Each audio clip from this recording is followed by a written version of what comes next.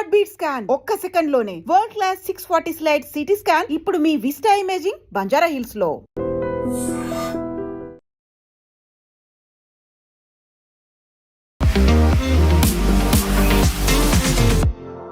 నమస్తే, నేను Kavitha. Welcome to I dream news and నిజాలు. యుద్ధ విరమణ కోసం ఇరాన్ ప్రతిపాదించినటువంటి శాంతి ప్రతిపాదనల్ని అమెరికా నిర్ద్వంద్వంగా తోసిపుచ్చింది. డొనాల్డ్ ట్రంప్ వాటిని యాక్సెప్ట్ చేసే ప్రసక్తే లేదు అంటున్నారు. ఈ నేపథ్యంలోనే యుద్ధం ఇంకా కొనసాగుతుందా, ఆపరేషన్ ఎపిక్ ఫ్యూరీ ముగిసింది అని అమెరికా అనౌన్స్ చేసిన తర్వాత ఇప్పుడు శాంతి ప్రతిపాదనకు యాక్సెప్ట్ చేయకపోవడం అంటే యుద్ధం కంటిన్యూ అవుతుంది అనేటువంటి సంకేతాలు ఇవ్వడమేనా?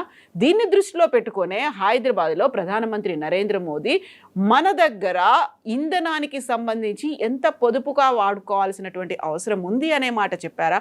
బంగారం కొనుగోళ్లతో పాటుగా ఏడాది పాటు విదేశీ ప్రయాణాలను రద్దు చేసుకోవడం, చమురు ఇంధనానికి సంబంధించి మనం చాలా కీలకంగా వ్యవహరించాల్సినటువంటి అవసరం ఉంది, దుబారా ఖర్చులను తగ్గించుకోండి అనే మాట మోదీ ఎందుకు చెప్పారు? మనతో పాటుగా ఉన్నారు సీనియర్ జర్నలిస్ట్ సురేష్ కొచ్చతిల్ గారు. సార్ నమస్తే.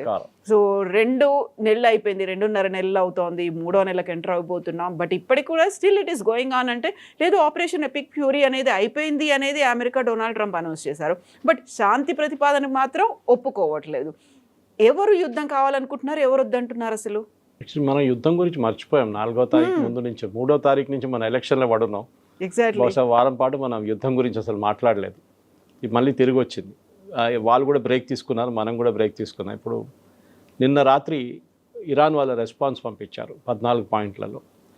మన అందరికి తెలిసిందే, వాళ్ళు అంగీకరించారు. ఇంత పెద్ద గ్యాప్ ఉంది వాళ్ళ నడిమిట్లో. యురేనియం అంటారు, వీళ్ళు నో అంటారు. మిసైల్స్ అంటారు, వీళ్ళు నో అంటారు. మీరు రెజ్యూమ్ చేంజ్ అంటారు, నో అంటారు.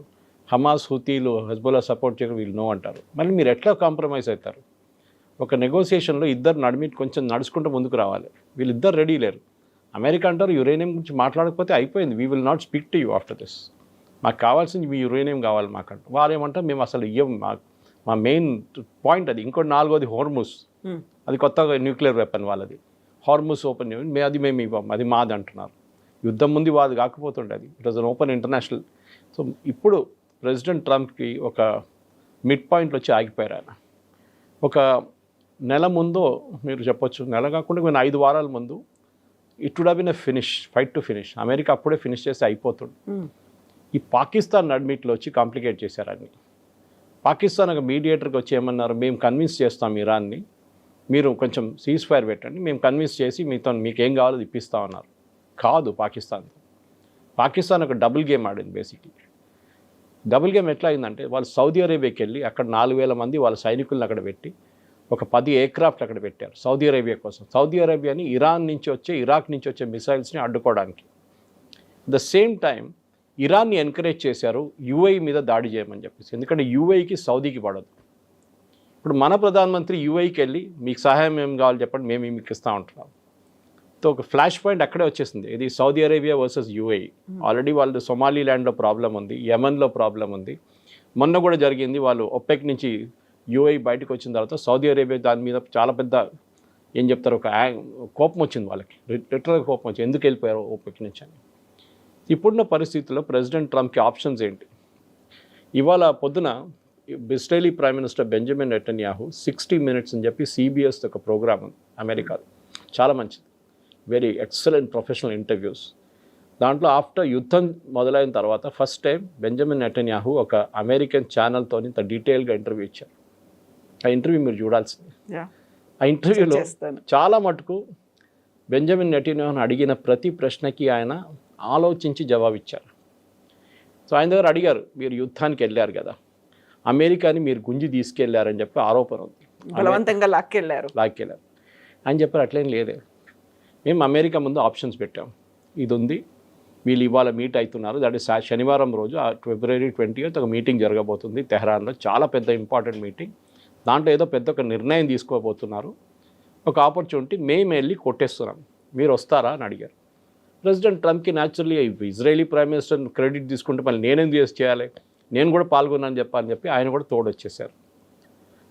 వచ్చిన తర్వాత ఇజ్రాయెల్ మీకు తెలుసు జరిగిపోయింది, Israel was no longer active. వాళ్ళకి కావాల్సిన వాళ్ళు సాధించుకున్నారు.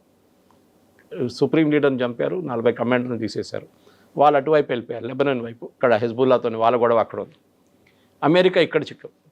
అమెరికా బాంబింగ్ చేశారు, అమెరికా మీద బాంబింగ్ జరిగింది. అమెరికన్ 2 పైలట్లు ఒక డెజర్ట్లో పోయారు, మళ్ళీ వాళ్ళని తీసుకురావాల్సి వచ్చింది. అరౌండ్ F-16 పోయినాయి, ఒక C-130 పోయింది, ఒక హార్నెట్ పోయింది, చాలా మటుకు ఎయిర్క్రాఫ్ట్ పోయింది. వాళ్ళు చాలా నష్టాలు కూడా జరిగింది వాళ్ళ బేసెస్ మీద. ఇప్పుడు బయటకు వస్తుంది అదంతా. దాని తర్వాత అమెరికాకి పాకిస్తాన్ వచ్చి మేము హెల్ప్ చేస్తాం. Asim Munir is my great friend అంటారు ట్రంప్. ట్రంప్కి ఏంటంటే ఈ యుద్ధం నుంచి ఎట్టైనా బయటికి రావాలి, ఎందుకంటే అప్పుడే స్ట్రెయిట్ ఆఫ్ హార్మూజ్ బంద్ చేశారు ఇరాన్. దాని తర్వాత ఆయిల్ ప్రైసెస్ పెరిగింది, స్టాక్ మార్కెట్ పడిపోయింది. ఈ పరిస్థితుల్లోనే ప్రెసిడెంట్ ట్రంప్కి పాకిస్తాన్ మేము ఇరాన్ని తీసుకొచ్చి మీరు చెప్పిన దాన్ని కన్విన్స్ చేస్తామన్నారు. Iran convince car. ఒక 7th క్లాస్ అబ్బాయి దగ్గర చెప్తే కూడా చెప్తాడు, ఈ థియరీ చెప్తే no it will not happen అంటారు. ప్రెసిడెంట్ ట్రంప్కి ఇది అర్థం కాదా? ఆయన మళ్ళీ ఇప్పుడు ఎన్నిసార్లు, ఒకసారి అయితే ఫిజికల్ మీటింగ్ జరిగింది, వైస్ ప్రెసిడెంట్ వెళ్ళారు, జేడీ వ్యాన్స్ వెళ్ళారు, స్టీవ్ విట్కాఫ్, జారెడ్ కోష్నర్ వెళ్ళారు, ఏం కాలేదు. రెండోసారి మళ్ళీ 2 వారాల తర్వాత మనం వెళ్తామని చెప్పారు. లాస్ట్ మినిట్ ఎయిర్క్రాఫ్ట్లో వెళ్ళే ముందు దిగేశారు ఎయిర్క్రాఫ్ట్ నుంచి, ఎందుకంటే ఏం జరగదని వాళ్ళకి తెలుసు. Iran is playing a game, waiting game అంటాం ఇంగ్లీష్లో. అది మీరు ఎన్ని రోజులు మీరు స్ట్రెచ్ చేయొచ్చు, వాళ్ళు చూస్తూనే ఉన్నారు. అమెరికాకి ఇప్పుడు ఏ ఆప్షన్ లేదు. నిన్న కూడా ఇరాన్ UAE మీద దాడి చేశారు, బహ్రెయిన్ మీద దాడి చేశారు, ఖత్తర్ మీద దాడి చేశారు నిన్న. నౌ ఇట్స్ ఏమంటారు, మేము చేయలేదు అంటున్నారు ఇప్పుడు. Now they are denying it. వాళ్ళు ఎక్కడి నుంచి, ఆకాశం నుంచి వచ్చి పడ్డది ఆ మిసైల్స్ అన్నీ. ఎందుకు వాళ్ళ మీద ఎవరు పడేస్తారు మిసైల్స్? మాకు తెలియదు ఎవరు వేస్తున్నారు, ఇజ్రాయెల్ వాళ్ళు ఇస్తున్నామో అంటున్నారు వీళ్ళు. So this is the logic. ఇప్పుడు అమెరికా ఇప్పుడు ఆపరేషన్ ఎపిక్ ఫ్యూరీ అనేది వాళ్ళు మీకు తెలిసిందే, they have close that war. American Congress approval రాలేదు 60 రోజుల్లో. సో వార్ పవర్స్ యాక్ట్ కింద వాళ్ళు ఇంకా యుద్ధం ముందుకు తీసుకెళ్ళలేరు. సో మార్కో రూబియో కూడా అనౌన్స్ చేశారు, సెక్రటరీ ఆఫ్ స్టేట్, దట్ యుద్ధం అయిపోయింది. Now we're doing freedom, operation freedom. ఆ షిప్స్ని బయటికి తీసుకెళ్ళడం చేస్తున్నాం మేము. ఓకే, అది కూడా ఆగిపోయింది. 2 రోజుల తర్వాత మళ్ళీ దాన్ని కూడా ఆపేస్తున్నాం అని చెప్పి ప్రెసిడెంట్ ట్రంప్ మళ్ళీ పాకిస్తాన్ చెప్పారు మేము ఆపేస్తున్నాం. అది they was no reason to stop it. ఎందుకు ఆపారో ఎవరికి అర్థం కావట్లేదు.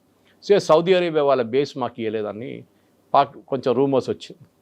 ప్రెసిడెంట్ ట్రంప్ నిరాకరించారు. తర్వాత సౌదీ అరేబియా అన్నారు, no we're allowing our base to be used, వాళ్ళ ఎయిర్క్రాఫ్ట్ ఏదైనా యూజ్ చేసుకోవచ్చు. ఇప్పుడు ఒక స్టేటస్ కోకి వచ్చేసారు. సో బెంజమిన్ నెతన్యాహు దగ్గర ఇది అడిగారు, మీ ఎండ్ ఆబ్జెక్టివ్ ఏంటి యుద్ధం నుంచి అంటే, ఒకటి ఆ రెజ్యూమ్ అక్కడ ఉండకూడదు, రెండోది వాళ్ళ చేతిలో ఉన్న యురేనియం మేము తీసుకుపోతాం. ఒకసారి రెజ్యూమ్ అక్కడ లేకపోతే హెజ్బుల్లా, హమాస్, హూతీలు మేము చూసుకుంటాం. ఓకే, వాళ్ళకి వచ్చిన సాయుధాలు, వాళ్ళకి వచ్చిన డబ్బులన్నీ ఆగిపోతుంది. రెండోది యురేనియం తీసుకెళ్ళిపోతే మాకు న్యూక్లియర్ థ్రెట్ ఉండదు, వీఆర్ హ్యాపీ. దీని తర్వాత మేము we can leave for hour cells అని చెప్పి. ఇది ప్రెసిడెంట్ ట్రంప్కి అర్థం కావట్లేదు. ఎందుకంటే ఆయన ఇప్పుడు ప్రాబ్లం ఏంటి, ఆయన ఇప్పుడు బాంబ్ చేయాలంటే బాంబ్ చేయలేరు, he cannot do the bombing. అందుకే ఎపిక్ ఫ్యూరీ ఆగిపోయింది. సో ఇవాళ పొద్దున కూడా అడిగారు, మీరు ఏం చేయబోతున్నారంటే, you watch, I let you know అన్నారు. సో బహుశా ఏం జరగబోతుందంటే, ఇజ్రాయెల్ బాంబ్ వేస్తారు ఇరాన్ మీద, స్పెసిఫిక్ టార్గెట్స్. వాళ్ళ దాంట్లో 11 ఐడెంటిఫైడ్ టార్గెట్స్ లాస్ట్ టైం కొట్టలేదు. దాంట్లో this foreign minister, president and speaker of parliament ఉన్నారు. ఎందుకంటే నెగోషియేట్ చేయడానికి ఎవరైనా ఉండాలి కదా అని చెప్పి ఆపేశారు అమెరికా. బహుశా ఈ టార్గెట్ ఇప్పుడు ఈసారి కొడతారు వాళ్ళు. కొట్టిన తర్వాత they will only go for extended టార్గెట్స్కి వెళ్తారు. ఇంకా వాళ్ళ మళ్ళీ పవర్ ప్లాంట్స్ కానివ్వండి, మిగతా దాన్ని కొట్టేస్తారు.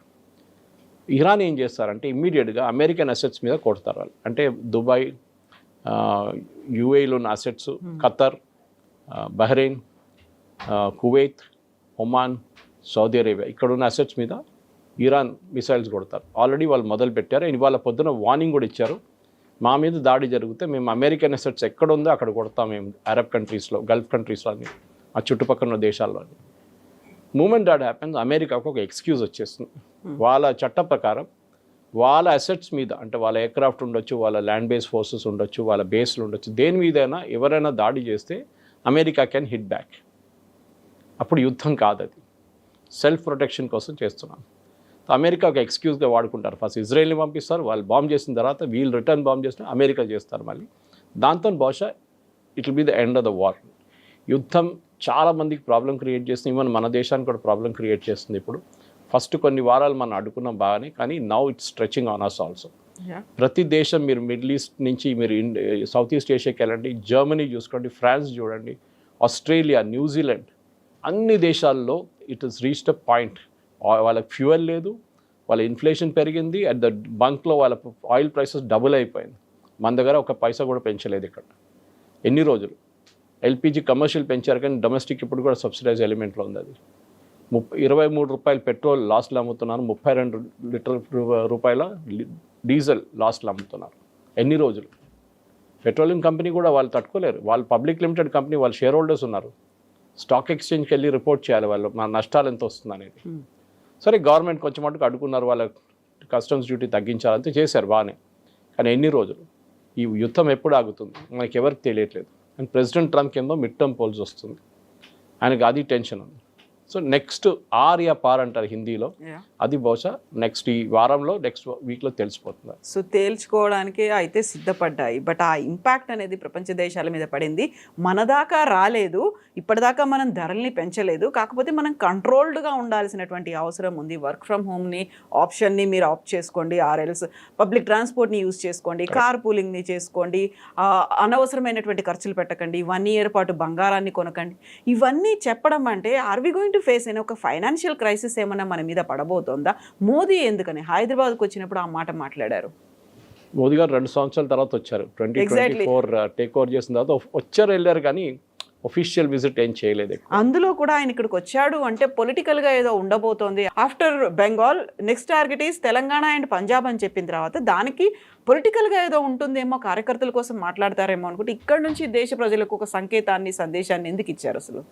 కోర్స్ ఆయనకు ఒక ఎక్స్క్యూజ్ ఉండాలి దానికోసం. సో హైదరాబాద్కి వచ్చిన తర్వాత ఇప్పుడు ఒక రివ్యూ లాగా ఆయన ఆల్మోస్ట్ ఎంత ఇప్పుడు ఆల్మోస్ట్ 8 to 10 weeks అవుతుంది, 10 to 12 weeks అవుతుంది యుద్ధం. ఫిబ్రవరి 28 తారీఖు మొదలైంది. So March, April and we're in May 10th. So technically ఒక 70 రోజులు అని చెప్పొచ్చు.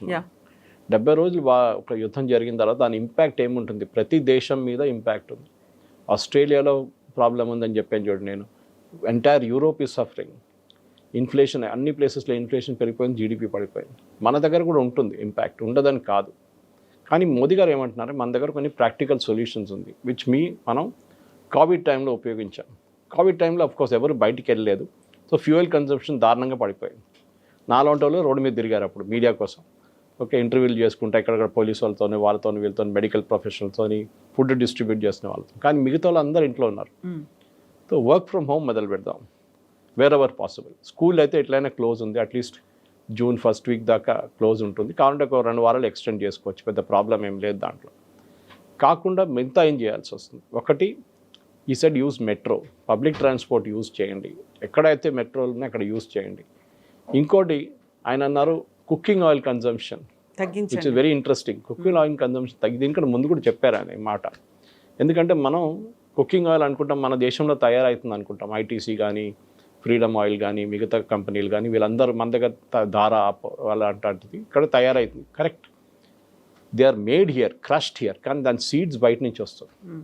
ఫర్ ఎగ్జాంపుల్ సన్ఫ్లవర్ సీడ్స్ కూడా మన దగ్గర ప్రొడక్షన్ చాలా తక్కువ, మనం యూక్రెయిన్ నుంచి తెచ్చుకుంటాం. మనం దానికోసం యూక్రెయిన్ యుద్ధం మొదలైనప్పుడు సడన్గా సన్ఫ్లవర్ ఆయిల్ రేట్స్ 220 రూపాయలకి వెళ్ళింది. తర్వాత మనం ఇంకా సోర్సెస్ నుంచి తెచ్చుకున్నాం, తగ్గింది అప్పుడు రేటు. ఈ same Malaysian palm oil Malaysia నుంచి తెచ్చుకుంటాం మనం, ఇక్కడ ఫైన్ ప్రోడక్ట్ మనం తయారు చేస్తాం దాన్ని. So we have to cut down అన్న మోదీ గారు చెప్పారు, హెల్త్ కోసం కూడా మంచిదే అది. మీరు ఆయిల్ కొంచెం తక్కువ యూజ్ చేయండి. మన ఆయిల్ చాలా ఎక్కువ యూజ్ చేస్తాం, ఎస్పెషలీ మన తెలుగు కుకింగ్లో అయితే పైన ఒక లేయర్ ఆఫ్ ఆయిలే ఉంటుంది దానికి. దేశం కోసం మాత్రమే కాదు, దేహం కోసం కూడా అనే మాట. సో అదొక మెయిన్ రీజన్ అదొకటి. సో వర్క్ ఫ్రమ్ హోమ్ అనేది ఒక ఐడియల్ సొల్యూషన్. యాక్చువల్లీ కోవిడ్ తర్వాత మీకు తెలిసిందే చాలా మటుకు కంపెనీలో ఒక హైబ్రిడ్ మోడల్కి వచ్చేసారు. వాళ్ళకు కూడా తెలిసిపోయింది, అందరూ ప్రతిరోజు రావక్కర్లేదు. 4 రోజులు పని చేస్తే 2 రోజులు రావచ్చు, లేకుంటే 3 days and 2 days 5-day week ఉన్న వాళ్ళకి you can come on hybrid model.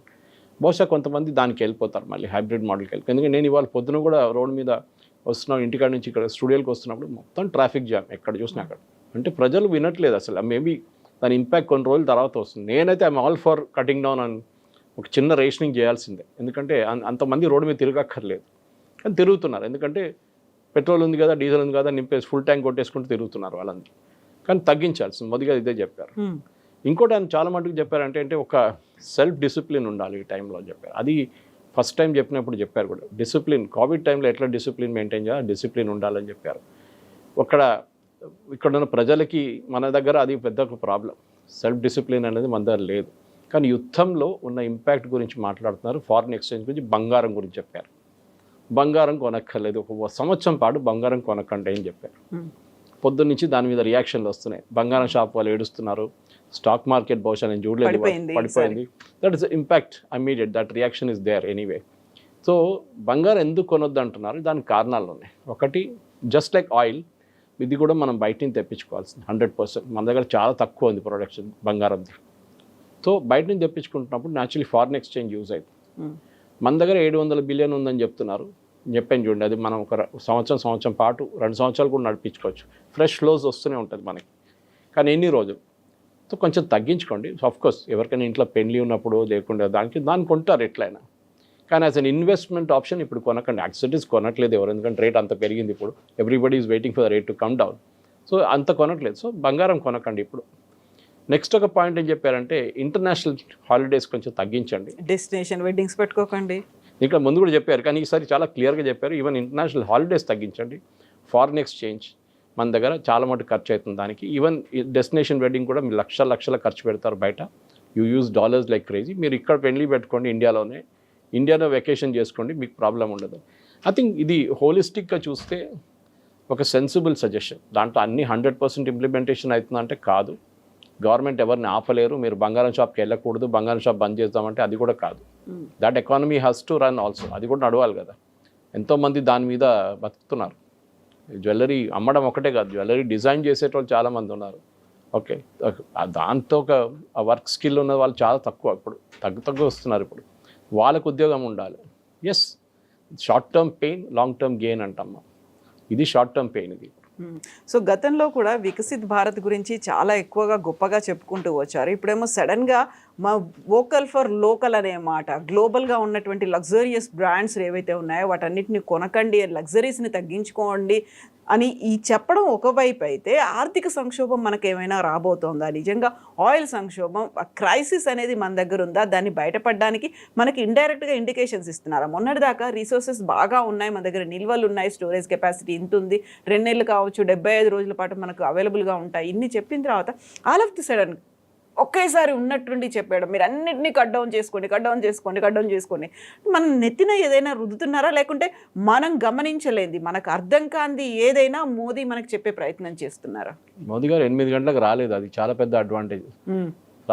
Night మిక్రో అని రాలేదు, 8 o'clock అనగానే అందరికి భయం వేస్తుంది, మళ్ళీ ఏదో జరగబోతుంది. ఎస్, ఒక బెల్ట్ టైట్నింగ్ ఎక్సర్సైజ్ ఉండాల్సింది, దాంట్లో డౌట్ లేదు. ఎందుకంటే చాలా మటుకు మిగతా దేశాలు చూస్తూ నేర్చుకోవాలి. ఒక శ్రీలంకని చూడండి, కంప్లీట్లీ బ్యాంక్రప్ట్. పాకిస్తాన్ 2 వారాలు కావాల్సిన ఆయిల్ కూడా వాళ్ళ దగ్గర కొనలేరు వాళ్ళు. ఇటు నేపాల్, బంగ్లాదేశ్, అన్ని దేశాలు సఫర్ అవుతున్నారు. నార్త్ మిడిల్ ఈస్ట్ కాకుండా మీరు అటువైపు చూడండి. You look at south east Asia, Indonesia, Malaysia, అన్ని దేశాలు ఎవ్రీబడీ ఈజ్ సఫరింగ్. ఎందుకంటే అందరికీ ఇదే ప్రాబ్లమ్స్. మనకున్న ప్రాబ్లం వాళ్ళకు కూడా ఉందన్నమాట. కానీ మనం because we are 5th or 6th largest, ఇప్పుడు 4 కాదు, ఇప్పుడు 5కి వెళ్ళిపోయాం మనం. కానీ population wise we're the 2nd largest importer of crude. China తర్వాత మనమే ఉంటాం. సో మనం న్యాచురలీ మనకు కొంచెం బెల్ట్ టైట్నింగ్ చేసుకోవాలి. మోదీ గారు ఎలక్ట్రిక్ కార్స్ గురించి మాట్లాడారు, చాలా ఇంపార్టెంట్. ఇది ఒక ఐడియల్ ఆపర్చునిటీ. ప్రతి క్రైసిస్ ఒక ఆపర్చునిటీ క్రియేట్ చేస్తుంది. డిమానిటైజేషన్ రాగానే డిజిటల్ పేమెంట్స్ వచ్చింది, అందరు నవ్వారు ఆ టైంలో. ఏంటి డిజిటల్ పేమెంట్స్? చిదంబరం గారు చెప్పారా, కూరగాయలు అమ్ముతున్న ఆమెకి ఏం తెలుసు డిజిటల్ పేమెంట్, ఆమెకి ఏముంటుంది బ్యాంక్ అకౌంట్, ఎక్కడ ఇంటర్నెట్ అన్నారు. ఇప్పుడు ఏం జరుగుతుంది? ఎవరు కూడా పర్సనల్ డబ్బులు పెట్టుకుంటూ తిరగట్లేదు, చాలా తక్కువ. Everybody's on digital mode. అది ఒక క్రైసిస్ క్రియేట్ చేసింది ఆ టైంలో. నోట్లు లేవు మార్కెట్లో, నోట్లు తగ్గిపోయింది, ఏటీఎంలో నోట్స్ లేవు. అప్పుడు డిజిటల్ పేమెంట్స్ ఇంట్రడ్యూస్ చేస్తుంది. దానికన్నా ముందు కూడా ఉండే అనుకోండి, కానీ దాన్ని ఒక ప్రెస్సింగ్ నీడ్ వచ్చింది అప్పుడు. ఇప్పుడు ఎథనాల్ గురించి మాట్లాడుతామా, గడ్కరీ గారు ఫస్ట్ టైం ఎథనాల్ 10% ఇంక్రీజ్ చేసినప్పుడు పెద్ద గొడవ జరిగింది. కొన్ని కార్ కంపెనీలు అన్నారు ఎఫిషియన్సీ తగ్గిపోయింది, కొంతమంది రివ్యూవర్స్ అన్నారు చాలా మటుకు ఇంజిన్ డ్యామేజ్ జరుగుతుంది. అసలు ఏం జరగలేదు. ఛాలెంజ్ చేశారు గవర్నమెంట్, తీసుకురండి మనం ప్రూఫ్ చూపించండి అని చెప్పి. బేసిక్లీ ఏం జరిగిందంటే, గల్ఫ్లో ఉన్న ఆయిల్ కంపెనీస్ ఒక క్యాంపెయిన్ నడిపించారు. మనకు తెలిసింది OPEC అని చెప్పి మనం చూసాము. ఇప్పుడు OPEC దగ్గర PR ఆర్మ్ ఉంది, వాళ్ళు చాలా డబ్బులు ఖర్చు పెడతారు. Just like world Gold council అని ఒకటి ఉంది. ఈ బంగారం అమ్మే దేశాలు అంటే సౌత్ ఆఫ్రికా లాంటి దేశాలు, దాని దుబాయ్ లాంటి ట్రేడింగ్ ఉన్న దేశాల్లో ఒక పెద్ద లాబీ ఇది వరల్డ్ గోల్డ్ కౌన్సిల్. వాళ్ళే మన దంతేరాస్ తయారు చేశారు. దంతేరాస్లో బంగారం కొనడం కాన్సెప్ట్ వాళ్ళ దగ్గర నుంచి మొదలైంది. సెంటిమెంట్ లాగా చూపించిందాన్ని. World Gold Council president, India ప్రెసిడెంట్ని నేను కలిసాను ఒకసారి, ఇప్పుడు కాదు, నేను టైమ్స్ ఆఫ్ ఇండియాలో పనిచేసిన టైంలో. ఆయన ఓపెన్గా చెప్పారు నాకు ఆఫ్ ద రికార్డ్, సురేష్ గారు ఇది ఒక marketing strategy Dhanteras. I'm just taking it of the main discussion కాదు, కానీ బంగారం గురించి మాట్లాడడం ఇది రావాలి. ఇది మా స్ట్రాటజీ. మా స్టేల్ ఫ్లాట్ అయిపోతుంది మా సేల్స్ అంతా. పెంచుకోవడానికి మేము ఒక ధన్తెరస్లో బంగారం కొనాలని చెప్పి ఒక కాన్సెప్ట్ తీసుకొచ్చి అది క్లిక్ అయింది. క్యాంపెయిన్ నడిపించాం, కోట్లు ఖర్చు పెట్టాం మేము అని. ఎనీవే నేను ఓపెక్ గురించి ఇక్కడికి వస్తున్నాను, ఎందుకంటే ఓపెక్ వాళ్ళు క్యాంపెయిన్ నడిపించారు. దాని తర్వాత గడ్కరీ గారు దాన్ని 20% చేశారు ఎథనాల్ని, ఎస్పెషల్లీ న్యూ కార్స్లో అది యూజ్ చేసుకోవచ్చు. పెద్ద గొడవ దాన్ని కూడా. మళ్ళీ ఇప్పుడు ఆయన 100% అంటున్నారు. అప్పుడు ఆలోచించండి, ఇండియన్ రైల్వేస్ వాళ్ళ కంప్లీట్ డీజిల్ లోకోమోటివ్స్ని ఎలక్ట్రిక్ చేసినప్పుడు ఎంత పెద్ద గొడవ జరిగింది ఆ టైంలో. ఇండియాలో అది లేదు, ఇండియాలో ఎలక్ట్రిసిటీ లేదు, ట్రైన్ నడిమిట్లు ఆగిపోతుంది, అది ఇదని చెప్పి పెద్ద ఏమైనా జరిగిందంటే ఏం జరగలేదు. Everything got converted to electric. మీరు బిలీవ్ చేయరు, ఇక్కడ కొంత యూనివర్సిటీస్ ఉన్నారు మన హైదరాబాద్లోనే, వాళ్ళ మెయిన్ కిచెన్స్ హాస్టల్ కానీ మిగతా దానికి మొత్తం ఎలక్ట్రిక్ చేసుకున్నారు లాస్ట్ 1 monthలో. ఎట్లా చేశారు? ఇంగ్లీష్లో అంటారు necessity the mother of invention అని. ఓకే, మీకు క్రైసిస్ వచ్చినప్పుడు అప్పుడు మీరు ఆలోచిస్తారు ఇది ముందెందుకు ఆలోచించలేదు ఇది. దాన్ని సోలార్ కనెక్ట్ చేస్తున్నారు ఇప్పుడు. సో ప్రతి దానికి ఒక ఆపర్చునిటీ. సో మోదీ గారు అదే చెప్పారు, యూస్ ఎలక్ట్రిక్ వెహికల్స్. మనం చూస్తున్నాం సెంట్రల్ గవర్నమెంట్ ఇచ్చే ఫండ్స్తోని కొంటున్న బస్సులు కూడా చూస్తున్నాం సిటీలో. ప్రతి సిటీలో వాళ్ళు ఇస్తారు 600-500 బస్సులు ఇస్తారు, అన్నీ ఎలక్ట్రిక్ ఇస్తారు. They are not giving non electric vehicles. Diesel buses ఇవ్వట్లేదు, అసలు ఫండింగ్ ఇవ్వట్లేదు. ఇది కూడా ఒక ideal opportunity. Let us use it. No there is ఏం ప్రాబ్లం లేదు. కానీ మన దగ్గర ఒక రిలక్టెన్స్ ఉంటుంది. మన దేశం ఎందుకు ప్రాబ్లం ఏముంది, పెట్రోల్ ఫుల్ ట్యాంక్ కొట్టించుకుంటే ఏమవుతుంది. మన ఒక బెల్ట్ టైట్నింగ్ ఇట్లాంటి క్రైసిస్ వచ్చినప్పుడే మన దేశంలో ఒక డిసిప్లిన్ మెయింటైన్ చేసుకుని. మన కోవిడ్ టైంలో యాక్చువల్లీ చాలా టఫ్గా గవర్నమెంట్ చేయాల్సి వచ్చింది. నాకు గుర్తుంది, నేను బయట తిరుగుతున్నప్పుడు చాలామందిని పోలీసు వాళ్ళు డిటైన్ చేశారు. ఒకరిని అక్కడ మిలిటరీ డైరీ ఫామ్ రోడ్ దగ్గర చూశాను, వాడిని పట్టుకున్నారు పోలీసు వాడు. సో మేము కూడా ఇంటర్వ్యూ చేస్తున్నాం అక్కడ. ఆ టైంలో మా కెమెరామెన్ మైక్ తీసుకెళ్ళి ఇచ్చాడు ఆయనకి పట్టుకోని చెప్పి. వాడు దగ్గర అడిగాం, నువ్వు ఎందుకు రోడ్డు మీదకి వచ్చానంటే ఎంతమంది తిరుగుతున్నారు రోడ్డు మీద చూడడానికి నేను వచ్చానంట. ఆలోచించండి, అట్లాంటి ఒక యాటిట్యూడ్ మన దగ్గర ఉంది. మెట్రోలో వెళ్ళమంటే అంటాడు నా ఇంటి పక్కన నుంచి వెళ్ళాలి మెట్రో, నా ఇంటి ముందు నుంచి వెళ్ళాలి, నేను ఎక్కడ దిగాలి అక్కడ మా కంపెనీ ముందు మెట్రో స్టేషన్ ఉండాలంట. అది కాదు. You learn from people of Mumbai. వాళ్ళు ఎంత కష్టపడి ఆ ట్రైన్లో వెళ్తారు. ఫస్ట్ వాళ్ళు 1 కిలోమీటర్ నడుచుకుంటూ వెళ్తారు, బస్సు తీసుకుంటారు, మళ్ళీ స్టేషన్ దిగుతారు, మళ్ళీ ఆ ట్రైన్ తీసుకుంటారు, మళ్ళీ వాళ్ళ ఆఫీస్కి బస్సు తీసుకుంటారు. They are like that. ఇప్పుడు ఆఫ్ కోర్స్ ఊబర్ వచ్చింది అనుకోండి, కానీ ఆ టైంలో బస్సులే ఉండే, BEST బస్సెస్. ఆ డిస్ట్రిక్ట్ మనకు ఆ ప్రాబ్లం ఇది లేదు. MMTS యూసేజ్ చూడండి చాలా తక్కువ, 40,000 మంది యూజ్ చేస్తున్నారు. అది మినిమం 1 లక్ష 2 లక్షలకు తీసుకురావాల్సి వస్తుంది. ఈ మెట్రో 4 లక్షలు నడుస్తుంది, it can easily go to 6 lakhs. కానీ మన వాళ్ళు కొంచెం రిలక్టెన్స్. హైదరాబాద్కి నడవడం అనేది ఒక మన కల్చర్లో లేదు. అది we want everything in front of us అన్నమాట. సో ఒక మోదీ గారు చెప్పిన దానికి డిసిప్లిన్ అంటున్నారు. ఆ కోవిడ్ని ఎగ్జాంపుల్గా కోట్ చేశారు. So definitely foreign exchange save చేయాల్సిందే. మన dependence on petrol and diesel తగ్గించాలి. పైప్ న్యాచురల్ గ్యాస్ చూడండి, ఇది ఇప్పుడు రాబోయే అన్నిటికంటే పెద్ద రెవల్యూషన్. ఇది మనం ఊహించలేము, అంత పెద్ద రెవల్యూషన్ రాబోతుంది. All kitchens of commercial kitchens, ఇప్పుడు నేను ఎలక్ట్రిక్ చెప్పాను చూడండి, అట్లానే ప్రతి కమర్షియల్ కిచెన్కి రెస్టారెంట్ కానివ్వండి, ఇండస్ట్రియల్ క్యాంటీన్స్ కానివ్వండి, కాలేజ్ స్కూల్ క్యాంటీన్స్ కానివ్వండి, ఏదైనా రోడ్ సైడ్ డాబాలు కానివ్వండి, అందరు PNGకి రావాల్సిందే. ఒక్కోది రోడ్ సైడ్ డాబాలు కొన్ని ప్రాబ్లం ఉంటుంది డిస్టెన్స్ వైజ్, కానీ సిటీ లోపల you can easily do PNG. అది నెక్స్ట్ బిగ్ రెవల్యూషన్. అది వచ్చేస్తే మనకు సేవింగ్ చాలా మటుకు వస్తుంది. బట్ ఇక్కడ సప్లై చైన్ డిస్రప్ట్ అయింది కరోనా టైం నుంచి అని చెప్పిన తర్వాత ఇప్పుడు హర్ముజ్ క్లోజ్ చేస్తే అన్ని దేశాల మీద ఇంపాక్ట్ పడింది అనే దాంతో పాటుగా అక్కడ నుంచి ఆయిల్ అండ్ న్యాచురల్ గ్యాసెస్ రావట్లేదు, అక్కడ నుంచి ఫర్టిలైజర్స్ కూడా రావట్లేదు. బట్ మన రైతులకు ఆయన ఒక సందేశాన్ని ఇచ్చాడు, ఫర్టిలైజర్స్ని తగ్గించుకోండి, ఆర్గానిక్ వైపు వెళ్ళండి. అంటే ఫర్టిలైజర్ క్రైసిస్ కూడా ఉందనా, లేకుంటే ఉన్నటువంటి న్యాచురల్గా ఉన్నదాన్ని యూస్ చేసుకోమనా? 2 క్రైసిస్ ఉన్నాయి ఫెర్టిలైజర్లో. ఒకటి nitrogen. Nitrogen is a by product of crude oil. ఈ క్రూడ్ ఆయిల్ అంటే మనం ఫస్ట్ డీజిల్ పెట్రోల్ అనుకుంటాం, దాని తర్వాత LPG క్రూడ్ ఆయిల్లో చాలా మటుకు బై ప్రోడక్ట్స్ ఉన్నాయి. ఒక్కొక్క ప్రాసెస్లో డిస్టిల్ చేస్తూ వస్తున్నప్పుడు ఒక్కొక్క ప్రోడక్ట్ వస్తుంది. ఒక డిస్టిలింగ్ ప్రాసెస్లో పెట్రోల్ వస్తుంది, దాని తర్వాత డీజిల్ వస్తుంది, కెరసిన్ వస్తుంది, ఎయిర్ టర్బైన్ ఫ్యూయల్ వస్తుంది. చాలా మటుకు డిఫరెంట్ ఫ్యూయల్స్ ఉన్నాయి, compress natural gas and LPG. దాని తర్వాత మీథేన్, నైట్రోజన్, ప్రొపేన్ ఇట్లాంటి గ్యాసెస్ వస్తుంది. సో మనం అదని మర్చిపోతాం. We're only looking at the top bracket. మీకు MRI మిషన్స్ నడిపించాలంటే చాలా మటుకు మన దగ్గర ఆగిపోయి ఉండే MRI మిషన్, ఎందుకంటే దాని మ్యాగ్నెట్స్ ఉంటుంది చూడండి చుట్టూ, ఇట్ గెట్స్ హీటెడ్ అప్, చాలా హీట్ అయిపోతుంది అది యూజ్ చేసేటప్పుడు. దాన్ని కూల్ చేయడానికి మీథేన్ యూజ్ చేస్తారు. అది లేకుండే చాలా ఆగిపోయింది సప్లై, ఖతార్ వైపు నుంచి వస్తుండే అది, ఇట్ స్టాప్ టోటలీ. ఇప్పుడు మళ్ళీ రిటర్న్ ఇంకో సోర్స్ నుంచి తెప్పించుకుంటున్నాం మనం. కానీ ఆలోచించండి, మనం అనుకుంటాం బాటిల్స్ లేవు. ఇప్పుడు ఇప్పుడు బియర్ కంపెనీ వాళ్ళు అడుగుతున్నారు మా దగ్గర బాటిల్ ఏం చేయమంటారని, ప్లాస్టిక్లో అమ్మొచ్చా అని అడుగుతున్నారు. ప్లాస్టిక్ బాటిల్ కూడా మెటీరియల్ లేదు. Every part is associated with petroleum. దాని బై ప్రొడక్ట్స్ చాలా ఉంటుంది. సో ప్రతి దానికి ఇప్పుడు చూడండి రేట్లు పెరుగుతుంది. దాన్ని మళ్ళీ ఎవరు బ్లేమ్ చేస్తారు? మీరు మోదీ గారిని బ్లేమ్ చేస్తారు, ఎవరిని బ్లేమ్ చేస్తారు? Because middle east war is impacting everybody. ఈ యుద్ధం అనేది మన ప్రెసిడెంట్ ట్రంప్కి ప్రాబ్లం లేదు. అమెరికా వాళ్ళ ఫ్యూయల్ వాళ్ళు ప్రొడ్యూస్ చేసుకుంటాం, మనకి ప్రాబ్లం ఉంది. కానీ అక్కడ కూడా రేట్ పెరిగింది. అట్ ద బంక్ వాళ్ళకి $2 నుంచి $4కి వెళ్ళిపోయింది పర్ గ్యాలన్. ఇప్పుడు వాళ్ళు కూడా కోపం ఉంది అక్కడ అమెరికాలో కూడా చాలా మటుకు ప్రజలకి. మన దగ్గర గవర్నమెంట్ మనకి కుషన్ చేసుకున్నారు ఇప్పుడు దాకా, ఎక్సెప్ట్ ఫర్ కమర్షియల్ ఎల్పిజి. కానీ ఏదో ఒక రోజు ఇది కూడా పెరుగుతుంది. కానీ మనం కన్జంప్షన్ తగ్గించుకుంటే we can cut down our cost and then look for alternatives. PNG వస్తే మనం ఎల్పిజి కట్ చేసుకోవచ్చు కంప్లీట్గా. అది గవర్నమెంట్ ప్రపోజల్ అన్నమాట. చూద్దాం ముందుకు వెళ్తూ ఇంకా బహుశా ఇదొక ప్రెసిడెంట్ ట్రంప్ ఇది ఒక 2-4 వారాలు ఇది ఫినిష్ చేసేస్తే situation will come back to normal. కానీ కంప్లీట్ రిలీఫ్ రావాలంటే 6 నెలలు పడుతుంది. అన్ని ఎక్స్పర్ట్స్ అందరు చెప్తున్నారు ఈ యుద్ధం రేపు ఆగితే కూడా 6 నెలలు పడుతుంది. ఇది ఇంపాక్ట్ ఎందుకంటే ఖతార్లో ఉన్న గ్యాస్ ఫెసిలిటీస్ని కొట్టారు ఇరాన్, సౌదీ అరామ్కోని కొట్టారు. అరామ్కో చీఫ్ అన్నారు 1 billion barrels of oil has been lost in this war అని. ఈ ఏం చెప్తారు 4 + 4 8 + 2 10 వారాల్లో we have lost 1 billion barrels of oil supply. లోకంకి వెళ్ళలేదు ఎక్కడికి. సో అది సముద్రంలో పారబోస్తున్నారు అనేది కూడా ఇప్పుడు వస్తుంది. దిస్ వీ టాక్డ్ అబౌట్, మీకు గుర్తుంటుంది కర్గ్ ఐలాండ్ నిండిపోతే ఏం చేస్తారు, మనం ఓవర్ హెడ్ ట్యాంక్ లాగా లీక్ అవుతుందని అడిగాం. అదే జరుగుతుంది. ఇరాన్ అంటున్నారు మీరు ఏం పోతే మాది పోయింది అంతే కదా. వాళ్ళు సముద్రం ఎన్విరాన్మెంట్ మీద కూడా ఎఫెక్ట్ పడుతుంది. సూసైడ్ మెంటాలిటీ ఉంది వాళ్ళకి. మేము పోతాం మిమ్మల్ని కూడా తీసుకెళ్తాం మీ తోడు ఆ తోడు. సో వాళ్ళ ఫిషెస్ పోతుంది, వాళ్ళ ఫిషర్మెన్కి ప్రాబ్లం ఉంటుంది అక్కడ. కానీ ఖతార్కి ప్రాబ్లం ఉంటుంది, కువైత్కి ప్రాబ్లం ఉంటుంది, బహ్రెయిన్కి ప్రాబ్లం ఉంటుంది. ఇరాన్ పట్టించుకోవట్లేదు. మీరు అనుమతించట్లేదు మా షిప్స్ని, మేము కొట్టేస్తాం మేము.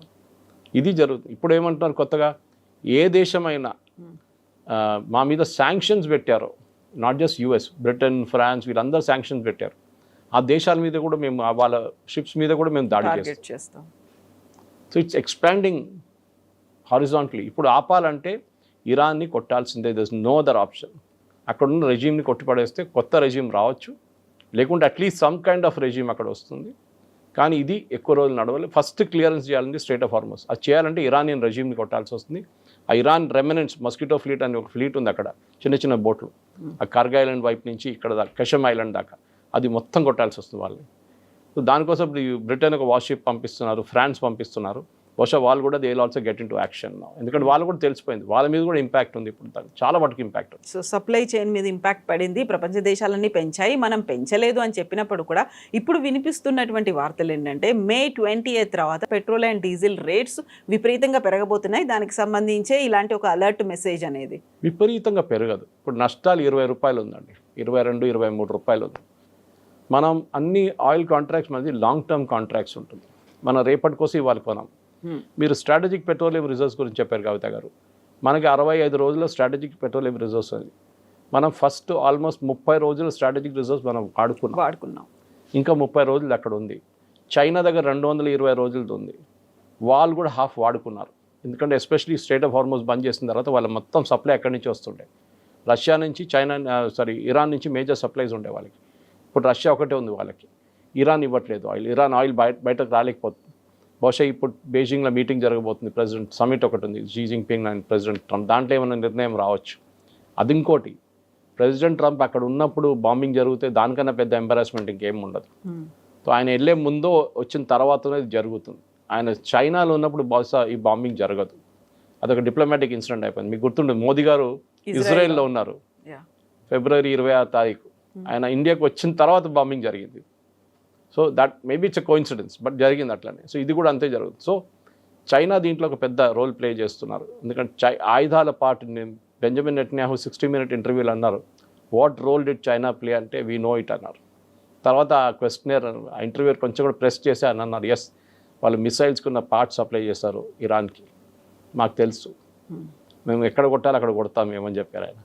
సో ఈ యుద్ధం ఇప్పుడు ఒక హారిజాంటల్ స్కోప్లో ఎక్స్పాండ్ అయిపోతున్నప్పుడు మనం గుర్తుపెట్టుకోవాల్సింది ఒకటి, ఇజ్రాయెల్ ఒక స్పెసిఫిక్ స్ట్రాటజీతో వెళ్ళారు. వాళ్ళు మీరు యుద్ధం బంద్ చేస్తే కూడా వాళ్ళు బాంబ్ చేస్తారు ఇరాన్ని, అక్కడున్న రెజీమ్ వెళ్ళేదాకా, వాళ్ళు న్యూక్లియర్ సరెండర్ చేసేదాకా. మన దగ్గర పెరుగుతాయంటారా? సో అక్కడికి వస్తున్నాను నేను. ఒక 22 రూపాయలు ఇప్పుడు ఇంటర్నేషనల్ మార్కెట్లో పెరిగింది మనకి ఇంపాక్ట్. దాన్ని కుషన్ చేయాలంటే గవర్నమెంట్ ఒకవైపు స్టేట్ గవర్నమెంట్స్ వాళ్ళ వ్యాట్ కట్ చేయొచ్చు. విపరీతంగా వ్యాట్ ఛార్జ్ చేస్తారు ఇక్కడ. మన దగ్గర possibly Telangana is one of the highest. Karnataka తక్కువ ఉండే, ఇప్పుడు కర్ణాటక కూడా పెంచారు ఒక 3 నెలల ముందు. వాళ్ళు డబ్బులు తక్కువ పడ్డదని చెప్పి వాళ్ళ దగ్గర ఫ్రీవీ స్కీమ్స్ ఇచ్చిన తర్వాత. ఒకటి వ్యాట్ తగ్గించవచ్చు, రెండవది కస్టమ్స్ డ్యూటీ తగ్గించవచ్చు, మూడోది అట్ ద బంక్ 3-5 రూపాయలు పెంచవచ్చు నా అంచనా. ఇది maybe it will be more, maybe it will be less, but as far as possible government దీన్ని కొంచెం ముందుకు తీసుకెళ్ళడానికి ట్రై చేస్తారు. ఎందుకంటే లాస్ట్ 3 సంవత్సరాల్లో పెట్రోలియం కంపెనీస్ చాలా ప్రాఫిట్స్ వాళ్ళు వాళ్ళు దే మేడ్ ఇనఫ్ మనీ, వాళ్ళు సంపాదించుకున్నారు. ఆ ప్రాఫిట్స్ వాళ్ళు ఇప్పుడు వాడుకుంటున్నారు. గవర్నమెంట్ ఆయిల్ బాండ్స్, చిదంబరం గారి టైంలో ఆయిల్ బాండ్స్ ఇష్యూ చేశారు, అది కూడా బహుశా చేయొచ్చు. దట్ విల్ అగైన్ ఎకానమీ మళ్ళీ బాగుపడితే ఆ ఆయిల్ బాండ్స్ మనం ఈజీగా మనం ట్రేడ్ చేసుకోవచ్చు అని గవర్నమెంట్ ఒక స్ట్రాటజీ ఉండొచ్చు. కానీ నేను అనుకుంటాను ఒక మైనర్ ఉంటుంది, అంత పెద్ద మార్పు రాదు. అండ్ మోదీ గారు ఇంకో మెయిన్ పాయింట్ చెప్పారు, మీరు ట్రక్స్ వాడడం మానేసేయండి, పార్సెల్స్ ఇది మీరు రైల్వేలో పంపించండి అన్నారు. That's a major point. Even రైల్వేలో రోల్ ఆఫ్ అని చెప్పే కాన్సెప్ట్ ఉంది. ట్రక్స్ని ఎక్కించుకుంటారు, చాలా డిస్టెన్స్ ఆల్మోస్ట్ 2000 కిలోమీటర్లు తీసుకెళ్ళి అక్కడ ఇంకో పాయింట్లో డ్రాప్ చేస్తారు వాళ్ళు. సో వాళ్ళ ట్రావెల్ టైం రెడ్యూస్ అవుతుంది. ఇంకోటి వాళ్ళ rough and wear and tyres diesel వాడడం తక్కువైపోతుంది. సో ఇది కూడా చేయాల్సి వస్తుంది. సో ఐ థింక్ ఓవరాల్ మీరు ఒక మార్పు చూస్తున్నారు. అదే టైంలో ట్రక్స్ ఆపలేము మనం, అది ఒక పెద్ద బిజినెస్, అది ఫైనాన్సింగ్ ఉంది దాంట్లో, ట్రక్ వాళ్ళ డ్రైవర్ వాళ్ళ ఉద్యోగం ఉంటుంది, క్లీనర్ ఉంటుంది, వాళ్ళది ఉంటుంది. ట్రక్ బిజినెస్ కూడా టోటలీ స్టాప్ చేయలేం. అండ్ చాలా ఇంటీరియర్ ఏరియాస్లో ట్రక్సే వెళ్తుంది. సో కానీ ఎక్కడో ఒక బెల్ట్ టైట్నింగ్ జరగాల్సిందే. మోదీ గారు బేసిక్లీ ఒక డిబేట్ స్టార్ట్ చేశారు. Good thing, let us debate. మనం ఇప్పుడు ఇవాళ చూసిన టైమ్స్ ఆఫ్ ఇండియాలో రెసిడెంట్స్ అసోసియేషన్ వెల్కమ్ చేశారంట. ఇప్పుడు నేను అది డీటెయిల్గా కార్ పూలింగ్ గురించి అంతా మాట్లాడుతూ ఇట్స్ ఎ గుడ్ మూవ్ అంతే. కానీ ప్రాబ్లం ఎక్కడ వస్తుందంటే, నేను నా కార్లో వెళ్తున్నారు, ఇంకో ఇద్దరు నేను ఎందుకు ఎక్కించుకోవాలని చెప్పి కాన్సెప్ట్. కానీ కోవిడ్ టైంలో తర్వాత చేశారు కదా మీరు, సో ఇప్పుడు కూడా చేయొచ్చు మనం. లెట్ us see ఒక మెచ్యూర్ నేషన్గా మనం బిహేవ్ పాజిటివ్ సైడే చూడాలి. ఎస్ ఉండాలి. దానికి బంగారం కొనకూడదని చెప్తే మోదీ గారు షాప్ బంద్ చేయమని చెప్పలేదు కదా, మీరు వెళ్ళి కొనండి కావాలంటే. కానీ ట్రై అండ్ అవాయిడ్ ఇట్. దేశం కోసం కొంచెం ఆలోచించండి. మీకు కావాల్సిన పెళ్లి ఉంటే కొనండి, వెళ్ళి నోబడీ విల్ స్టాప్ యూ అన్నమాట. Yes sir, thank you so much. Thank you very much.